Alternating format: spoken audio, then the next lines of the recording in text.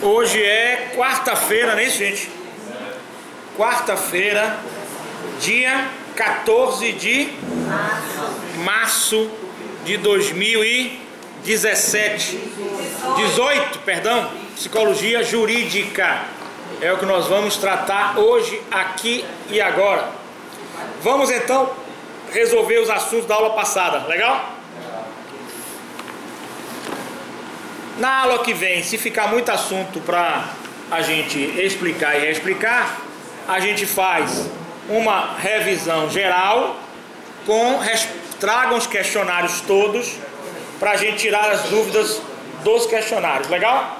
Faz um apanhado geral com as explicações. Vamos lá, pessoal, vamos lá, vamos assistir a aula, bater papo. Como é que vocês querem fazer? Querem bater papo? É melhor? Então bate papo. Vamos começar a bater papo. Vamos? Meu pessoal está batendo papo, todo mundo batendo papo.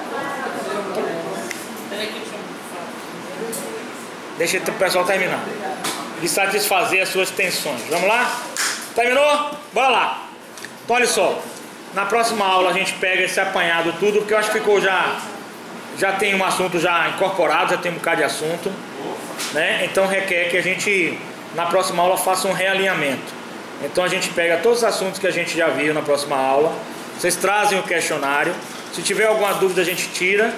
E se der tempo a gente avança em outros assuntos.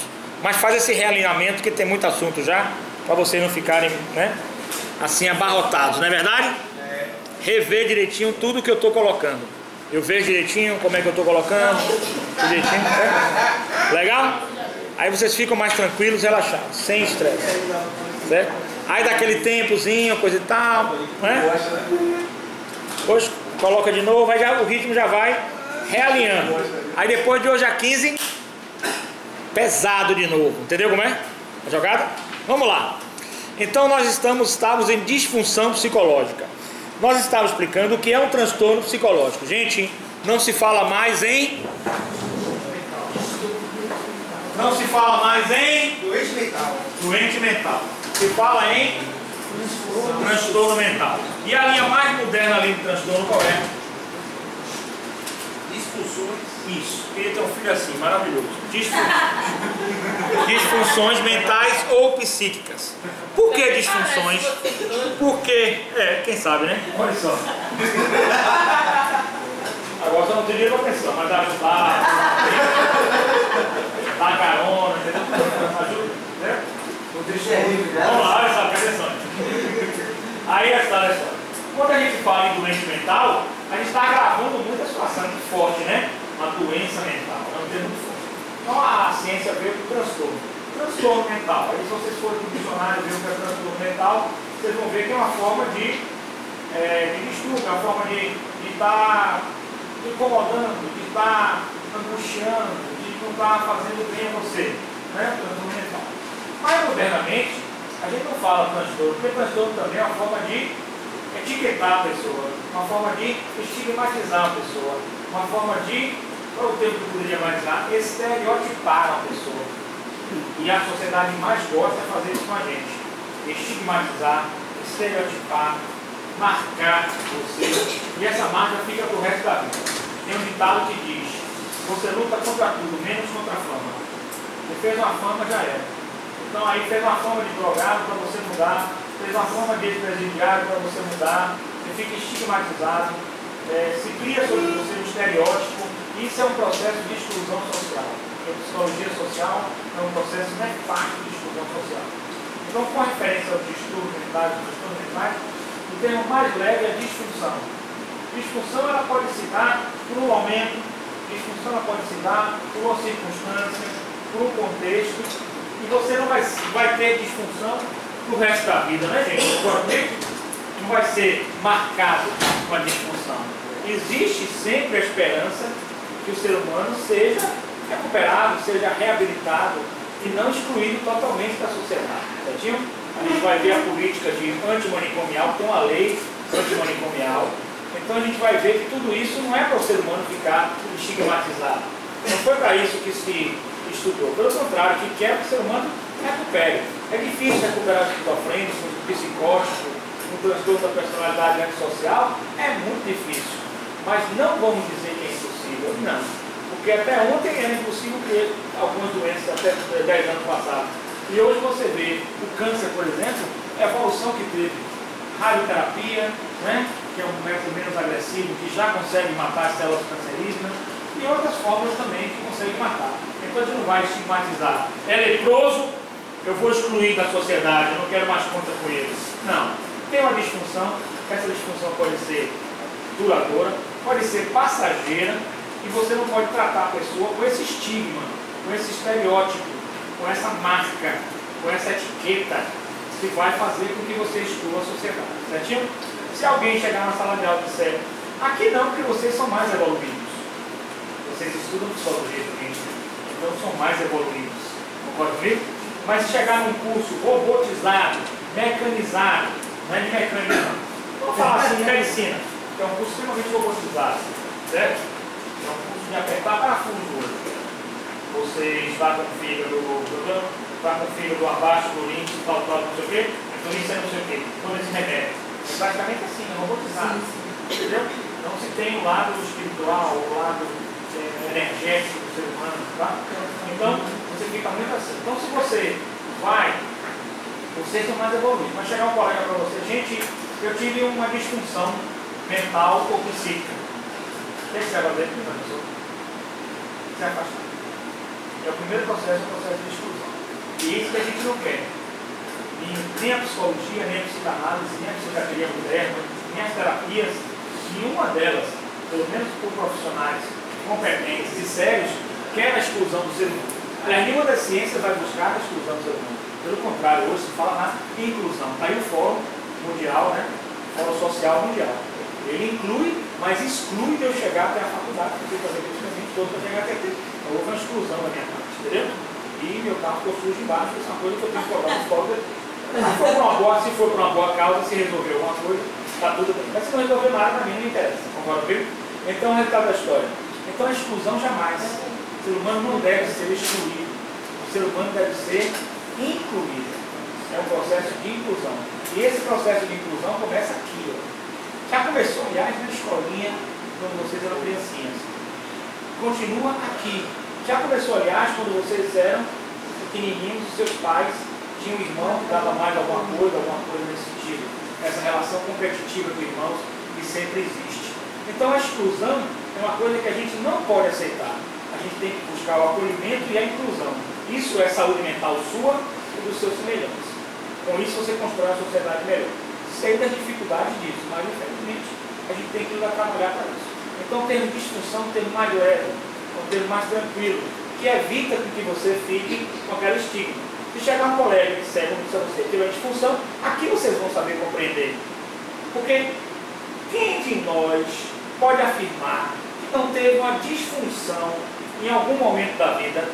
Uma ira de raiva pode ser considerada disfunção momentânea, lógico, passageira, não uma patologia para ser classificada no DSM-4 ou 5, no CID-10, mas é uma disfunção, não é? Quando você tem uma diarreia, é o que para a medicina? Uma disfunção. Ela é momentânea. Passou 2 dias e está sendo recuperou, ficou bom. É uma coisa mental. Então a gente não pode criar essa ideia de que uma pessoa é doida, é maluca, é doente e ela então é excluída. Por isso a gente vai estudar a lei antimanicomial, que é uma lei muito boa, que vocês vão ver, e que o judiciário tem obrigação, por lei, porque é lei federal, tem obrigação de cumprir. Então jamais a disfunção ela pode ser uma coisa, na minha opinião, permanente. Mesmo que tenhamos casos em que não há reversibilidade hoje, mas daqui a 5 anos poderá ter? Não sei, pode não ter. A gente fala, o maníaco das mulheres, hoje não pode voltar ao convívio social, porque ele tem aquela compulsão por matar, não é isso? Certinho? Ele tem aquela compulsão. Mas daqui a 2 anos pode surgir um remédio, pode surgir uma terapia, não pode surgir gente. Então a gente também não pode fazer o processo de exclusão desta forma como a gente está planejando.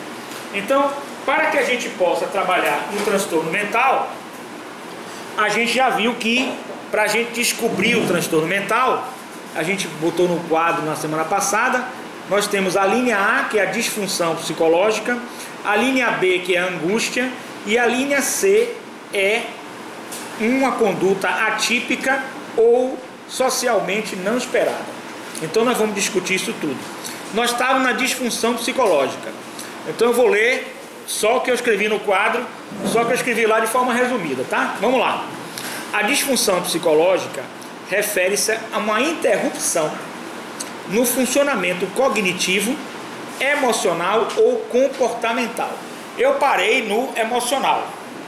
Disfunção cognitiva. Como seria uma disfunção cognitiva, gente? Você não raciocina bem. Você não está com a razão. Suas ideias não correspondem aos fatos. É a melhor definição.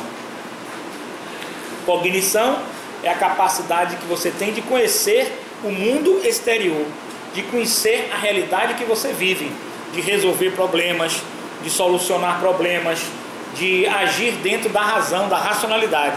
Isso é cognição. Então a disfunção cognitiva, o termo correto é o da música. As suas ideias não correspondem aos fatos. Você está totalmente desconexo na parte conectiva, certo? Então, na parte cognitiva. Então você tem uma disfunção psicológica. Quando você tem essa disfunção, é o primeiro sinal, de que algo não anda bem com você. Pode ser, dentro da disfunção psicológica, uma interrupção do funcionamento cognitivo, já está copiado, aí não precisa copiar, emocional e comportamental. Vamos descrever os três. Cognitivo é o raciocínio. Por exemplo, eu chego para vocês e digo, gente, vocês devem copiar o questionário e responder o questionário. Aí um aluno disse, não professor, eu não vou copiar o questionário porque eu decoro o questionário. Do início da aula até hoje eu decoro o questionário. Possa existir um aluno com essa capacidade, mas para vocês terem ideia, é uma capacidade cognitiva extraordinária, não é normal. Eu não vou deixar de acreditar ou não, vou esperar ele ver. Quando chega no dia de querer o questionário, ele me diz, eu pensei que pudesse fazer isso, mas não consegui fazer isso, não respondi nada. Está entendendo? Então ele está desconexo, certo? E o cognitivo tem outras formas de você notar que a pessoa não está falando coisa com coisa, certo?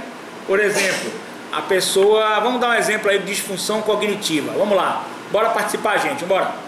O que é que vocês acham um exemplo como disfunção cognitiva? Você diz, hein?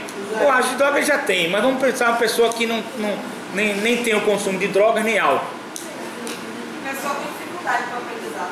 Dificuldade para aprendizado, dificuldade de raciocínio, dificuldade de se situar. Ela vem para essa sala, todo mundo já sabe que é essa sala. Normalmente a gente pode esquecer uma coisa, natural. Mas todo mundo sabe que a sala aqui é 208, não é isso? Não é 208? Aí você vem aqui na 208, está vindo todo dia aqui na 208 e fala, professor, aqui é o terceiro andar. Não, aqui é o segundo andar. Não, professor, aqui é o terceiro andar. Não, aqui é o segundo andar. Todo mundo diz que é segundo andar. Você diz que é o terceiro.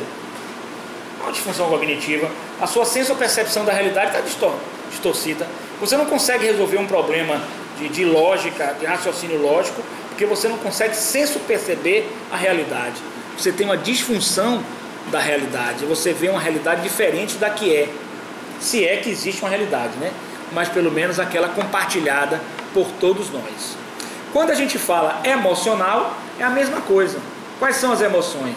É natural. Se eu estou aqui, vou dar um exemplo para você, recebo uma ligação de um familiar meu, vamos falar coisa boa. Ele me diz, olhe, contei o número da loteria, você acertou na Mega, sozinho é 120 milhões. Eu digo, você está brincando? Porque eu estou falando sério, eu estou dando aula. Se for brincadeira, eu vou lhe arrebentar quando chegar aí. Não, é verdade, cancele a aula e venha para cá. Vocês acham que eu vou continuar normal assim como eu estou? Quais são as emoções que eu posso ter? Várias. Alegrias excessivas. E nesse momento eu posso ter. Quem é que vai ganhar 120 milhões e vai ficar com alegria excessiva? Posso ter uma crise de choro também, não é? Enfim, posso ter diversas emoções. Então essas emoções, elas são disfunções, mas elas estão dentro de um momento de contexto e circunstância que é normal que você tenha. Tem Oliviguardi, dá notícia ruim. Parente que morre ou fica doentado ou é hospitalizado, você não vai ficar normal aqui, não, né? Sem sentir nada, não, professor? Um parente meu, um tio meu acaba de falecer, mas vamos continuar a aula, eu vou ficar aqui até normal. Eu vou olhar para vocês, isso não é uma coisa normal. Concorda comigo? Normal é você ou chorar, ou ter um comportamento apático, ou ficar nervoso, e é normal que eu dispense você da aula, lógico. Normal. É uma circunstância diferenciada, a circunstância que lhe levou até aquela emoção, certo? Por exemplo, outra emoção, eu chego para uma moça, hipoteticamente, e digo, entrego as alianças e digo, quer casar comigo amanhã? Ela pode até desmaiar de alegria, que é uma alegria muito grande a pessoa receber um convite desse meu, não é, minha amiga? Para casamento, a pessoa pode até desmaiar, não pode? É natural dessa emoção? Ela pode chorar compulsivamente? Pode. Pode sair pelos corredores gritando e pulando? Pode. Porque na realidade o que significa um casamento comigo é uma grande felicidade. Certo? Concorda comigo? Grande felicidade. Enfim, as emoções, elas são. O Brasil é campeão do mundo, hipoteticamente. É emoções que nós estamos trabalhando. Então o contexto externo, ele muda as emoções. Tinha um professor meu, na pós, que falava assim, nós somos como se fosse um avião. A gente está tudo normal aqui, mas se houver um vento forte, ele pode ter uma turbulência em nosso avião. Nosso avião pode sofrer turbulência, de acordo com os fatores externos e com fatores internos também, certo? Você não vai se sentir bem se tiver uma dor de cabeça, você vai ter outro comportamento, certo? Então essas emoções nossas, se elas forem alteradas, olha lá gente, ó, por uma circunstância externa que justifique, normal.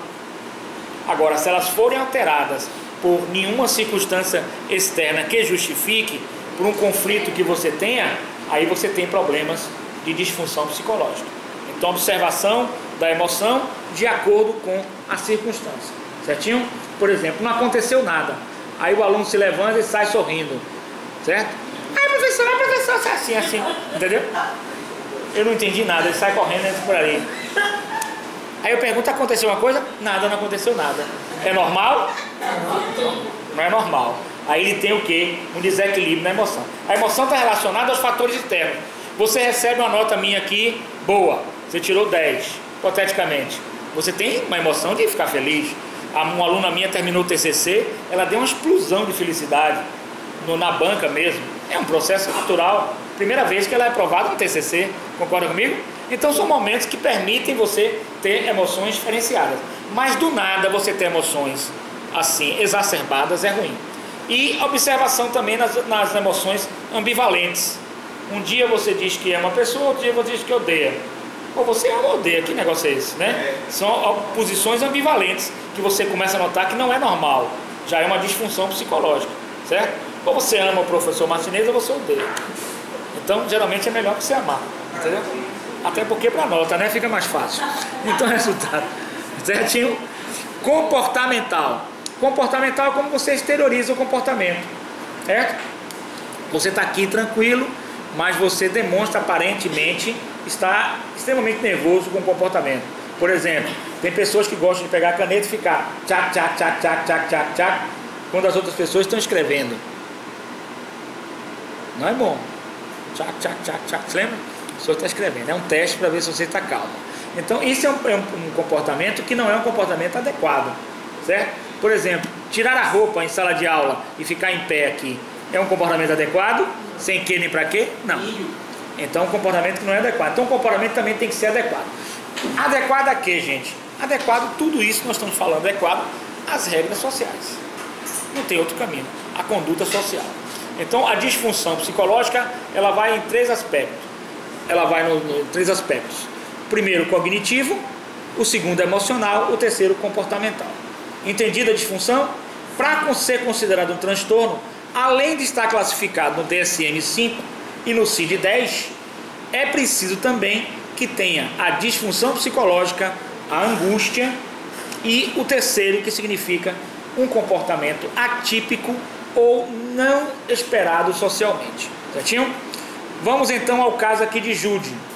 O livro demonstra um caso. Jude apresentava uma disfunção. Ela desmaiava ao ver sangue. É normal desmaiar ao ver sangue?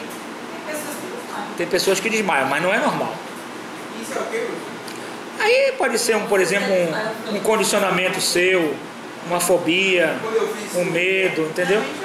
Eu tinha medo quando era pequeno de sangue. Eu tinha medo quando era pequeno de sangue. Mas também não vai você. Veja só, tudo é proporcional. Você vê uma poça de sangue aqui e um corpo estendido no chão, é lógico que isso choca qualquer ser humano. Mas eu, por exemplo, tive um cortezinho semana passada, não sei se eu vim para lá você. Viu do banco que passou ali um cortezinho pequenininho. É normal a pessoa desmaiar porque teve um cortezinho pequenininho? Não. Passei água, passei álcool. Não é normal, pequenininho, mas depende da quantidade de sangue, das circunstâncias. Mas esse caso não é normal que você tenha um comportamento assim de desmaiar. Então Jude, ela desmaiava ao ver sangue. Muitas pessoas experimentam aversão em menor grau dessa reação. Sentem-se enjoadas ao ver sangue. Sem entrar nos critérios que caracterizam o transtorno, assim, no geral, estabelecer a linha entre disfunção normal e anormal é difícil. Por esse motivo, esses problemas são frequentemente considerados se estão em um contínuo ou em uma dimensão, ou em determinada categoria. Então você vai ter que categorizar a coisa para ver se é normal ou não, certinho? E a questão de normalidade, já disse a vocês, ela é extremamente relativa e ela é cultural. Vocês acham que um soldado que veio da guerra, da Síria, vai se preocupar em ver um corpo estendido aqui no comércio, em poço de sangue? Não. Entendeu? Para ele é normal.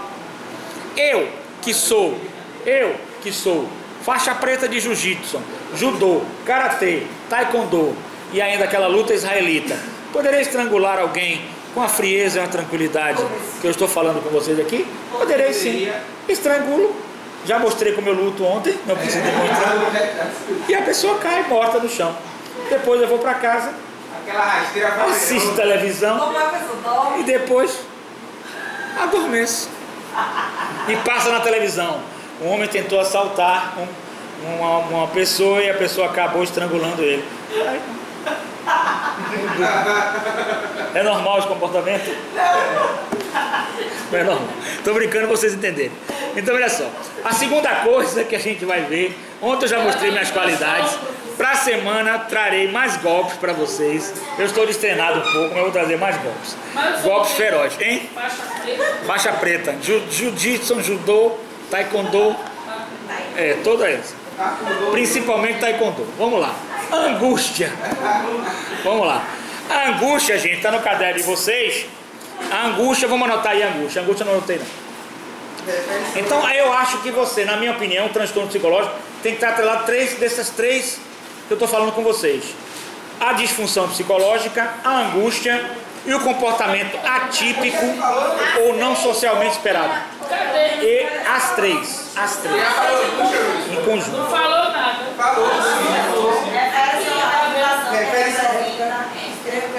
Utilizando a PNL, podemos dizer. Eu vou falar uma coisa diferente agora. Vamos lá. Angústia. Comportamento atípico. Vai falar outra coisa? Vou falar. O fato de que o transtorno. Vamos lá.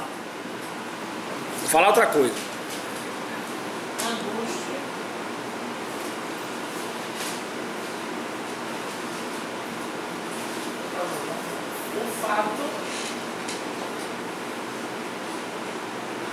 O fato de que o transtorno ou comportamento deve estar associado com angústia. Peraí.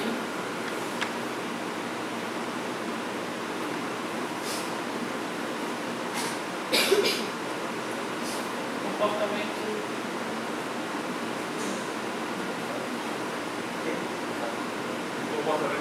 Deve estar. O fato de que o transtorno ou comportamento deve estar associado com angústia. Peraí, está. Associado com angústia, adiciona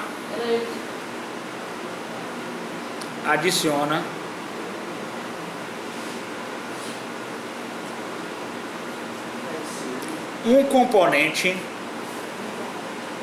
importante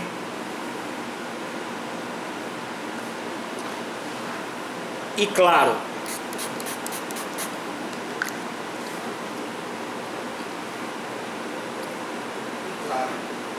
Era ele, Lucas. Isso é a disfunção. que gera prejuízo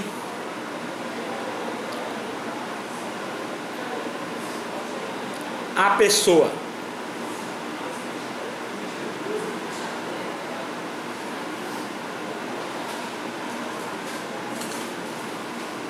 Porém, por si só,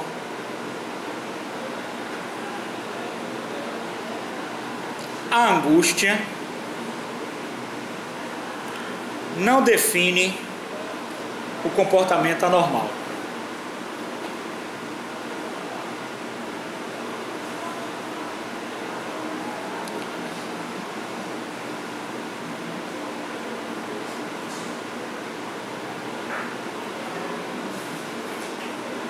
Certo? Então a angústia significa uma espécie, no fundo, a angústia é um conflito. A angústia representa a tristeza de algo que você queria fazer, queria ser, de um local onde você queria estar e você não está ou não pode estar. Ou algo que você não gosta da posição que você está. Certo? Se você está numa posição de, sei lá, você é bombeiro civil, e você não gosta do seu emprego. Aí você vai todo dia para o seu emprego, mas você não se sente bem. Você acha que não deveria estar ali, você acha que não deveria ser bombeiro. Isso vai fazendo com que você tenha conflito, vai fazendo com que você tenha uma angústia. E pode chegar a um ponto que você tenha até uma aversão, essa aversão, uma fobia, um medo de você ir para o seu local de trabalho. Então a sensação de mal-estar interno, que você tem que estar com esse bem-estar interno, ele por si só não representa um transtorno. Ele tem que estar associado com a disfunção psicológica e posteriormente, agora que nós vamos ver, a um comportamento atípico ou não socialmente esperado. Certo? O exemplo aqui que ele diz é Jude, do livro. Eu vou só ler para vocês que vocês já entenderam. Jude estava sendo prejudicada por sua fobia, mas muitas pessoas que têm reações semelhantes, menos fortes, não o são. Certo? Essa diferença ilustra mais uma vez a questão importante de que a maioria dos transtornos psicológicos são simplesmente expressões extremas de emoções, comportamentos e processos cognitivos que, caso contrário, seriam normais. Então varia de pessoa para pessoa. Por exemplo, no caso Jude aqui, ela se acha muito tímida e não tem relacionamento com namorados afetivos. E os namorados que apareceram na vida dela não prestaram. Vamos imaginar, Jude começou a namorar com um rapaz, se apaixonou pelo rapaz e gostava do rapaz, certo?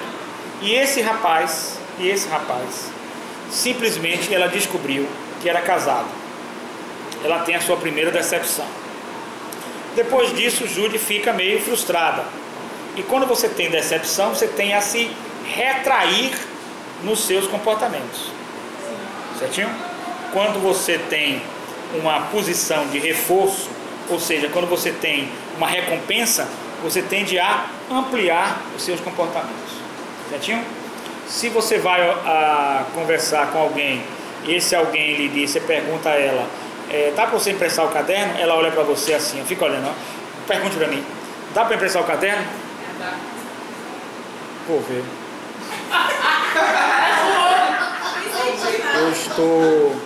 Eu estou com ele muito ocupado. Pra semana você me fala. Agora fala assim, dá para emprestar o caderno? Fala de novo para mim. Não.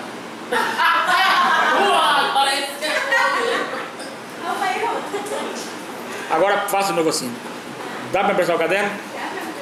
Lógico, colega, dá para emprestar. Eu só estou fazendo aqui uma cópiazinha rapidinho. Você pode tirar cópia, pode tirar foto. Eu posso te emprestar, certo? Mas me devolvo no mesmo dia para poder eu continuar meus estudos. Foi um prazer, quero te ajudar. Você tende a continuar o relacionamento comigo. Da outra forma você tem uma retração. Então Jude, o primeiro não deu certo, que era casar. Jude conhece um outro rapaz que carrega a Jude na praia, promete casamento, compra aliança e tudo. De repente, Presta atenção. Ela passa no shopping e encontra esse rapaz namorando com outro rapaz. Outro rapaz. Então Jude fica o quê? Termina e mais uma vez decepcionado. Jude arruma um terceiro relacionamento, na busca do relacionamento. Mas esse conversa muito com a colega em sala de aula. Né? Conversa muito com a colega em sala de aula. Ela tem ciúme, não gosta. E aí se afasta dele. Jude arruma mais um relacionamento. Estamos no quarto. E aí, essa Jude é insistente. Jude é insistente. E aí, quando ela abre a televisão, ela vê o quê? Ele como traficante de drogas internacional. Internacional. Jude arruma mais um relacionamento, o quinto. Vamos lá? Jude arruma o quinto.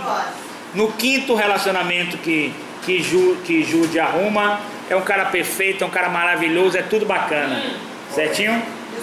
Mas na realidade ele chega a confessar a ela que ele é um transexual, não é homem, ele é apenas aparência de homem, mas é mulher. Ela aí termina com esse rapaz. Sexto relacionamento. Jude arruma outro rapaz, mas esse telefona para ela de minuto em minuto, é extremamente ciumento, ela não pode nem virar as costas para ver ninguém, que ele já pensa que ela está namorando, e ele disse: se você um dia me largar, eu lhe mato esquartejada. Ela aí deixa esse relacionamento. Jude vai para o oitavo relacionamento. Vai para o oitavo relacionamento. Não. No oitavo relacionamento, Jude conhece um cara que é do Canadá. Ele veio do Canadá. Só que ele, num certo momento no cinema, diz a ela: amor, vamos fumar um bagulho. Ela disse: mas eu não fumo bagulho. Eu tinha que lhe dizer, eu sou viciado em drogas. Ela deixa o rapaz. Jude vai para o oitavo relacionamento, nono relacionamento. Quando ela encontra o nono relacionamento, que é um rapaz perfeito, maravilhoso e coisa e tal, de repente ela recebe a notícia. A irmã dele telefonou: Jude, eu tenho que dizer uma coisa muito triste, que foi: ele era depressivo e ele acabou de suicidar-se. O cara suicidou. Décimo relacionamento de Jude. Jude arruma um colega de turma, certo? E aí começa a se relacionar com ele, coisa e tal. Em certo momento ele diz a Jude: Jude, eu sou impotente, não tenho como ter relacionamento. Jude deixa o relacionamento. O que é que Jude pode experimentar ao final de tudo isso com a parte afetiva? Jude vai experimentar uma forte angústia no lado. Qual é o lado que ela vai informar? Ela vai informar forte. Não vai embora, não vai embora? Uma mulher, outra mulher. Por quê? Cada ônibus. Por Jude, né? Veja só. Jude vai experimentar o que, gente? Uma angústia muito forte no ponto afetividade. Porque houve vários fracassos. E ela terá que trabalhar terapeuticamente com esse fracasso. Vamos então ao terceiro item. Comportamento atípico ou não socialmente esperado. Então eu vou ler aqui para vocês, só para vocês verem. Finalmente, o critério para o qual a resposta seja atípica ou não esperada, segundo o aspecto cultural, é muito importante, mas também insuficiente para determinar a normalidade. Novamente ele mostra que um dos aspectos é insuficiente, tem que ter os três. Às vezes, algo é considerado anormal porque não ocorre com frequência. Ele se desvia da média. Quando você se desvia da média, pode ser considerado anormal. Quanto maior o desvio, maior a anormalidade. É possível dizer que alguém é baixo ou alto de forma anormal, significando que a altura da pessoa deva-se ser substancialmente da média? Mas isso não é uma definição de transtorno. Muitas pessoas estão longe da média no que se refere a seus comportamentos, mas poucas seriam consideradas perturbadas. Poderíamos chamá-las de talentosas ou excêntricas? Muitos artistas, astros de cinema e atletas se encaixam nessa categoria. Por exemplo, não é normal se masturbar em público, mas Madonna simulava isso no palco. E nem por isso ela foi considerada anormal. Foi mesmo? Foi. Ela simulou no palco isso, a masturbação. E nem por isso ela foi considerada anormal. Agora, um de nós que vai fazer isso vai ser considerado anormal. Então note que o comportamento atípico ou não esperado socialmente, ele é extremamente relativizado. Ele depende de quê, gente? Diga mesmo, gente. Tire daqui a pouquinho. Você entra aí, entre aí. Ele já fica... Nós podemos dizer que o comportamento atípico ou não esperado socialmente, ele é um dos fatores decisivos para o nosso contexto, sim. Mas ele depende do contexto social. Ele depende do contexto psicossocial. Cada sociedade tem uma cultura.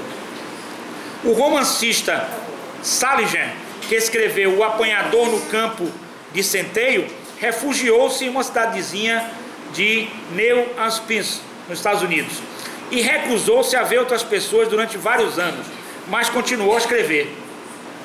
Se você fizer isso, as pessoas vão dizer o quê? Que você está depressivo, que você é anormal. O cantor Marilyn Manson usa maquiagem pesada em suas apresentações. Essas pessoas são bem pagas e parecem adorar suas carreiras.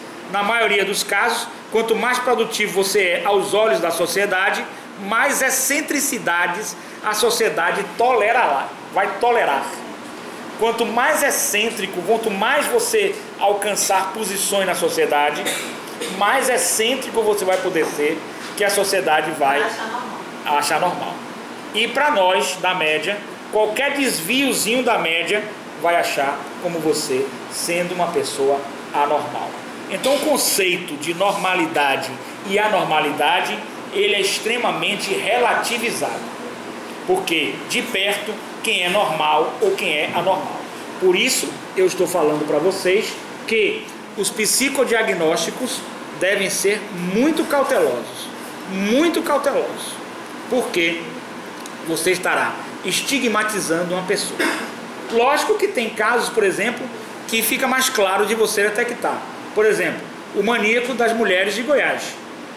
Vocês não viram o filme, para quem viu, a menina não está aqui, mas a frieza dele, a cautela dele, a calma dele de falar dos crimes, e estando preso, sentenciado a 661 dias de prisão, demonstra com clareza absoluta que ele, 661 anos de prisão, demonstra a frieza dele, demonstra com clareza a perturbação dele nos aspectos de disfunção psicológica, nos aspectos angústia, nos aspectos de comportamento atípico ou socialmente não esperado. Esses são os 3 pontos que vocês têm que levar em conta no psicodiagnóstico, porque é muito complicado você julgar as pessoas. Então, o que você pode achar uma tristeza de 10 dias ou de 15 dias, você pode diagnosticar como depressão, e pode não ser uma depressão, pode ser uma tristeza natural, uma tristeza normal do ser humano. Pode ser normal o ser humano sentir tristeza em alguns momentos e não ser depressão. E por aí lá vai, entendeu, gente? Então vamos ter cuidado quando a gente faz o diagnóstico. Nós gostamos muito na nossa sociedade de fazer diagnósticos. Nós gostamos de apontar para as outras pessoas. E o direito tem até a necessidade de fazê-lo. E isso pode estar incorrendo, pode ocorrer um grande erro, um erro cabal, um erro que possa realmente prejudicar a vida da outra pessoa, certo? Então é preciso muita cautela com referência a essa situação de transtorno. Alguns mais visíveis, outros menos visíveis, certo? Aos nossos olhos, mas é preciso que tenhamos realmente uma cautela, um cuidado ao fazer um psicodiagnóstico de uma pessoa. A pessoa pode ser calada, isso se o comportamento dela é tímido. A pessoa pode não gostar de fazer interações sociais e nem por isso ser anormal ou ter transtornos. Então cuidado quando a gente fala em transtorno. O que é transtorno pode ser uma disfunção momentânea e a gente fazer o transtorno. Quando a gente fala em testes psicológicos, a gente está falando, por exemplo, do teste do Detran. O teste do Detran, ele é um teste feito naquele momento. E a tendência dele, cientificamente, é dar em torno de 60%. Mas se você fizer dentro de uma semana depois, ele pode dar diferente. Porque as circunstâncias que levaram você naquele dia são umas, e de uma semana depois as circunstâncias que nos levam a agir são outras completamente diferentes. Então nós temos essa variabilidade e é preciso cautela para ver se a gente é normal ou se a gente é anormal. Se nós temos uma fobia social, se nós temos ansiedade, se nós temos a personalidade, o transtorno da personalidade antissocial, se nós somos psicóticos ou esquizofrênicos e uma série de coisas. Mas para o psicodiagnóstico se realizar bem, o grande centro dele, além das características específicas que a gente vai ver no DSM-5 de cada pessoa, mas nós temos que ver um ponto básico que vocês devem perceber. A pessoa está dentro da realidade ou fora?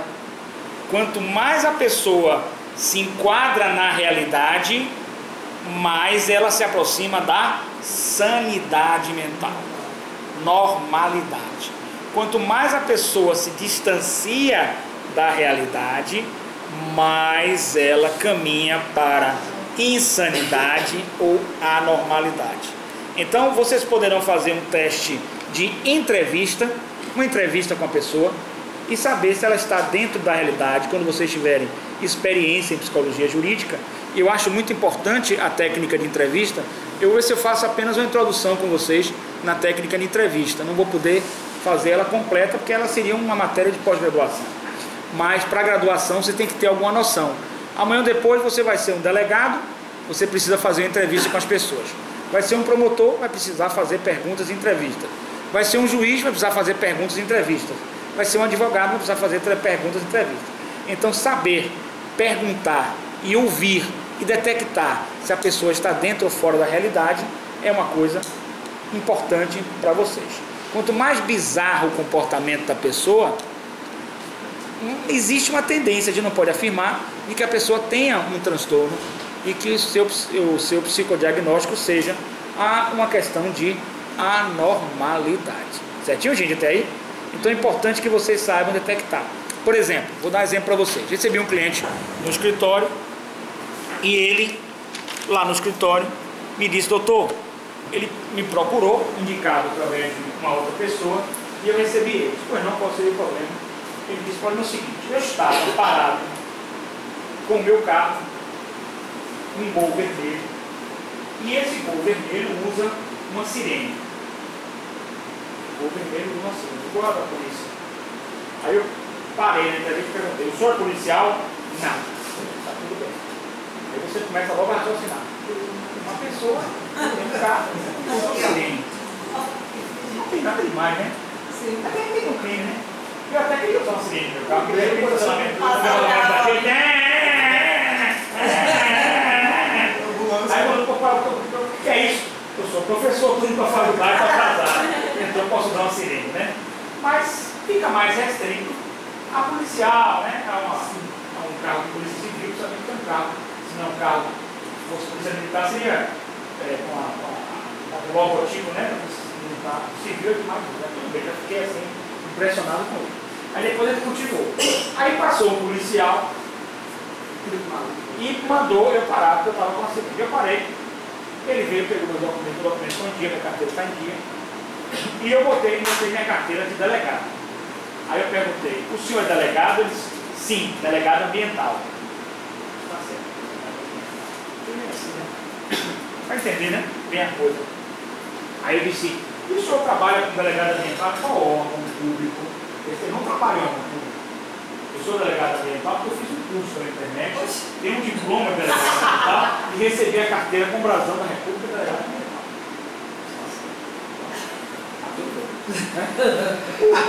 O policial, não satisfeito com essa situação do delegado ambiental, disse: então eu vou conduzi-lo à delegacia porque eu só estava identificando com o delegado ambiental.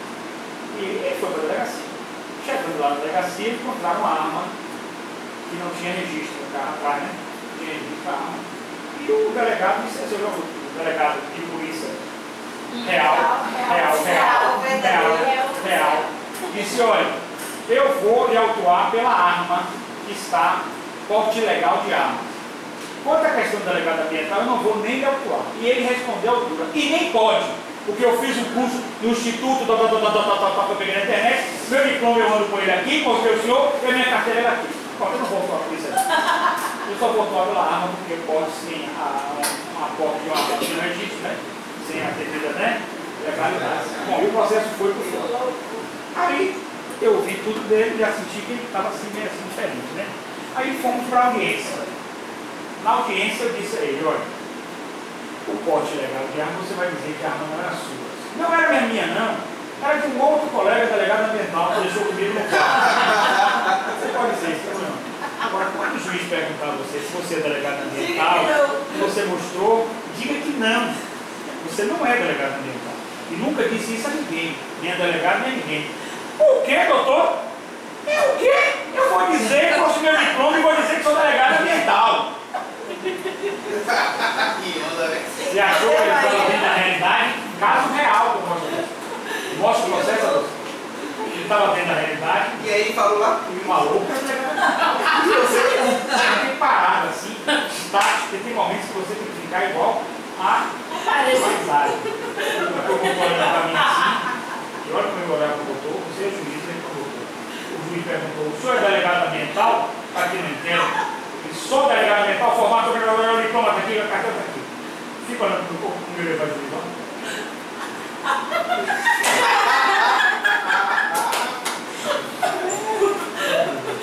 Você é bom. Eu olhei para ele, né? O doutor quer fazer algum pronunciamento? Nossa, reinou silêncio. Gente, vamos aprender isso aqui agora, rapidinho, desse exemplo, você nunca mais vai esquecer. Toda vez que a pessoa acreditar numa realidade, trata-se de uma psicose. Vamos notar. Toda vez que a pessoa acreditar numa irrealidade, trata-se de uma psicose. Não é psicopata. Não é psicopata. Trata-se de uma psicose. Toda vez que a pessoa acreditar na realidade, trata-se de uma psicose. Um psicopata, copiaram? Uma irrealidade, trata-se de uma psicose. Diferente de psicopata. Certinho? Peraí. Diferente de psicopata. Irrealidade. Trata-se de uma psicose. E aí depois vocês vão ver, esquizofrenia, etc. Mas não é psicose. Não é psicopata. Não fale besteira. Eu vejo delegado falando besteira, juiz falando besteira. Não é psicopata. Por quê? Se ele fosse um psicopata, ele é, o psicopata tem noção da realidade plena, é falso e dissimulado, iria dizer, não doutor, eu vou dizer que não sou mesmo delegado ambiental, vou chorar e fazer coisa e tal.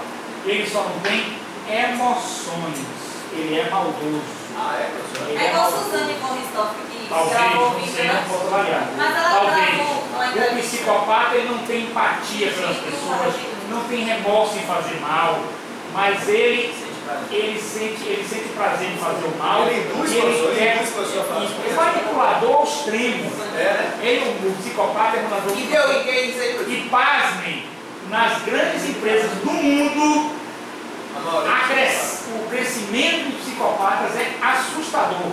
E pasmem, no mundo, o crescimento de políticos psicopatas são assustadores. Eles não são psicóticos, eles são mais perigosos do que o psicótico. O psicótico, ele tem um transtorno, ele tem a doença dele, mas ele vive naquela realidade dele, ele acredita naquilo e acabou. Ele talvez não faça nem mal a você, mas o psicopata não, ele quer tomar seu lugar, ele toma o lugar do chefe, ele inventa uma discórdia, ele é dissimulado, é mentiroso, é falso, e a gente fala não tem emoções, entre aspas, né? As emoções dele não são como as nossas. Então todo mundo Elas são psicopata. mínimas, quase zero. Porque na amígdala dele há um defeito, não funcionam as emoções. Então você está chorando, é mentira. Já o psicótico, se ele chorar, é verdade. Ele está ali fazendo a verdade. Ele não está mentindo ali. Mas ele apenas acredita numa realidade, que é um transtorno mental. Deu pra entender? No psicopata, não. Ele é falso, ele é dissimulado, ele é terrível. Eu tive um psicopata, na graduação de psicologia. Eu ia fazer as apresentações e ele levantava o braço e fazia perguntas maldosas para me derrubar. Eu usava uma barba e ele era do exército. Eu não tenho nada contra ninguém do exército. Eu usava uma barba porque tinha uma linha mais de esquerda. Mas hoje em dia são misturados, que não tem nada a ver, né? O exército tem tanta gente de esquerda, né? Mas o preconceito que ele tinha comigo, ele era um psicopata. Esse colega meu levantava o braço. Aí um dia eu me retei com ele e passei mesmo a discussão com ele, certo? Teve um dia mesmo que ele estava assim sentado aqui, não é você não. Aí ele começou a conversar comigo. Ah, porque o professor aqui. Ah, porque vocês falam. Você não deve fazer isso como colega. Eu estou fazendo a apresentação. Você deve me respeitar. Tá ouvindo? Estou falando com você, porra. E que na tecla você está dando para homem. Lá fora da tecla. Quero ver que você vai contra essa palhaçada. Professor, para. Aí eu fui lá depois e disse, o professor foi falar. Aí, chegou no outro dia, sabe o que ele disse? Eu não sei o que fiz com o Martinez, eu não sei. Aí sentamos, meus colegas de psicologia, trata-se de um psicopata! E nós estamos aqui na sala de aula, querendo derrubar uma a uma, ele vai derrubar você, ele disse assim na sala de aula, vai derrubar você, para mim, até chegar o professor, porque ele é manipulador, um psicopata. Aí eu vou lhe processar, tá me chamando de psicopata, coisa e tal. E agora por dia que não fale comigo, ontem noite eu te esperei na rua e você não estava, saiu correndo. E não fale comigo não, viu? Não estou mostrando tua conversa, porra. Ele é um psicopata. Ele é do exército aposentado, se formou em psicologia, está filmando, eu quero que ele saiba, que é meu inimigo mortal. Está filmando, eu quero que ele saiba onde é que ele está. Ele é um psicopata. Agora veja só, onde é que ele estava? No exército. O psicopata estava no exército. Gente, psicopata, ele sobe na vida com uma facilidade incrível, porque ele não tem remorso. Por exemplo, eu quero fazer um mal, vamos supor, Rogério, quero fazer uma maldade com ele. Mas eu, vou falar na próxima aula, talvez dê tempo, eu tenho um superego, ó, que é o meu princípio moral, não é? Então eu posso até iniciar a maldade, posso até fazer a maldade, mas eu vou sentir remorso. E eu vou sentir o que lá, ó? A gente se sente culpado às vezes, uma coisa que faz, né? Então isso é bom, isso não é uma coisa ruim. Significa que a gente está normal. Mas quando a gente faz uma maldade, alguma coisa e não sente culpa, é complicado. Aí você falou daquele do maníaco das mulheres. Ele não se sente culpado. Então aí você tem duas vertentes. Ou é um psicopata, ou é um psicótico. Se ele acreditar na realidade dele, que ele tinha que matar. Só que ele não explica por que ele tinha que matar. Ele foi mal treinado, se foi preparado por alguém. Porque para ser psicótico ele tinha que ouvir vozes. Ele tinha que ouvir alguém dizendo você vai matar, alguém dizendo você vai fazer. Matheus Meira, aquele atirador do cinema, você lembra? Não foi da minha época, eu era pequeno ainda, mas daquele de vocês. No shopping em São Paulo, que ele atirou um cara de gente, ele está aqui no hospital falando psiquiatra. Ele acredita mesmo, ele é um caso de esquizofrenia mesmo, claro. Ele acredita que ouve vozes, ele ouve vozes, nessa linha, psicose e esquizofrenia. Ele ouve vozes e na voz que ele ouve, a voz dá um comando, eu tenho que matar. Para ele a voz é real. Para ele a voz é real, então ele tem que matar porque ele ouve a voz.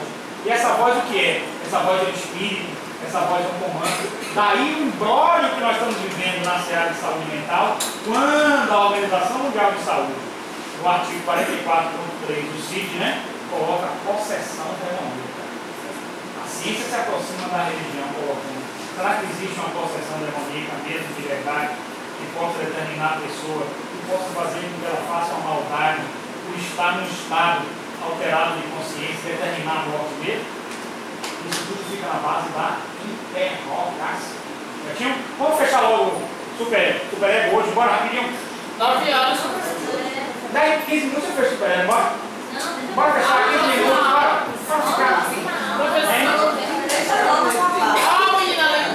Na próxima aula, para fechar, você tem que trazer o caderno dessa aula. A gente traz. Todos os questionários. Não, traz o caderno de superego. Olha só, vamos lá. Quem vem na próxima aula? Vocês que vêm aí. Traz o caderno de superego, vocês. Para eu pegar tudo que eu escrevi no caderno e dissecar com vocês aqui agora. E mais todos os questionários para a gente responder. Aliás, não responder quer dizer, não ficar aqui respondendo um por um os questionários. Se vocês tiverem dúvidas, o que vocês, né, para ficarem bem atualizados. Certinho?